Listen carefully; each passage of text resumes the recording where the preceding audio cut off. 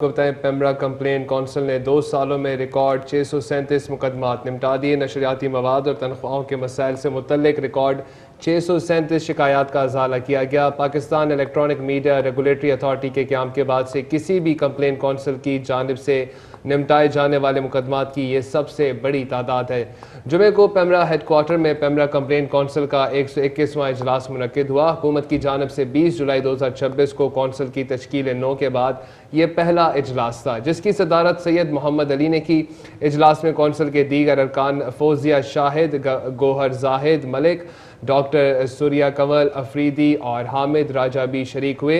इजलास के दौरान कौंसिल सेक्रेटरी ने ज़ेरुल-तवा शिकायत की सूरत हाल पर तफसीली ब्रीफिंग दी और गुज़िश्ता 2 साल में कौंसिल की कारकर्दगी का खाका पेश किया।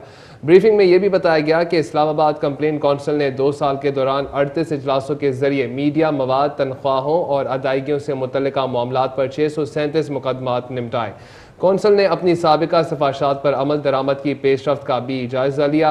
कौंसिल ने सिफारिश की कि पेमरा तमाम डिस्ट्रीब्यूशन नेटवर्क ऑपरेटर्स को हिदायत करे कि वो पेमरा ऑर्डिनेंस की सख्ती से पाबंदी करें।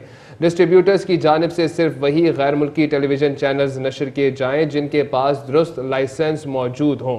कौंसिल का कहना था कि अवामी मफाद का तहफ़्फ़ुज़, मुनसिफाना मीडिया माहौल के फ़रोग़ और पाकिस्तान में नशर होने वाले मुल्की और गैर मुल्की इलेक्ट्रॉनिक मीडिया मवाद की निगरानी को मजबूत बनाने के लिए ये इक़दाम ज़रूरी है।